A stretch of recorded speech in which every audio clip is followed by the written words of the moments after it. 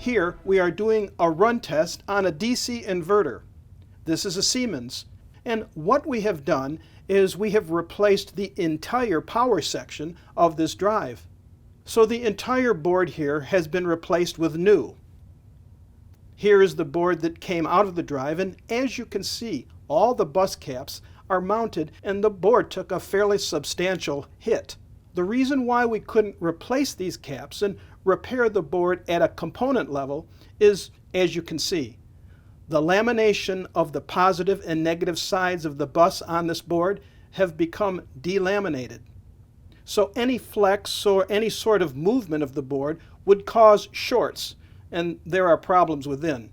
And we can show you a better view here.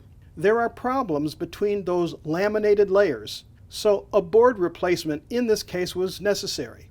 To go over the sections, we have the big fuses on the DC bus. This is powered by that voltage.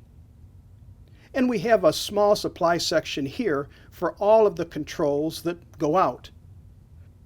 So we will now put this on a motor. We will install our test board.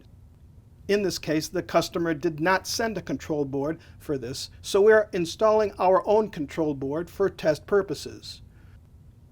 And we are going to try to run the motor. Here we are seeing an error because the drive is missing an enabled jumper. So we're going to go ahead and install that jumper now.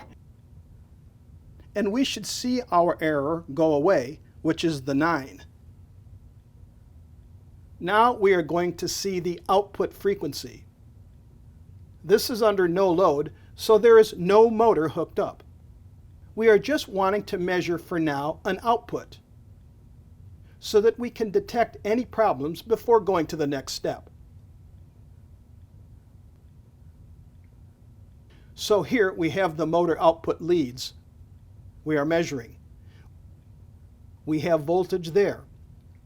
Voltage across all 3 phases, and we are good to go from here. Now we have the test motor installed, and we are going to go ahead and hit the run button.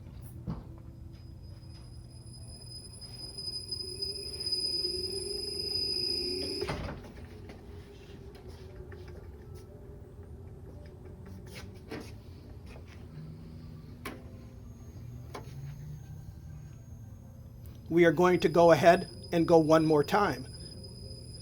We tested variable speeds,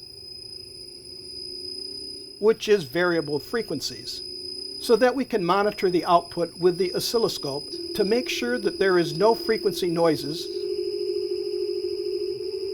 or anything on the output that looks strange or is of a concern.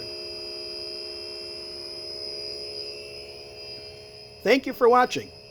For more videos, subscribe to our channel.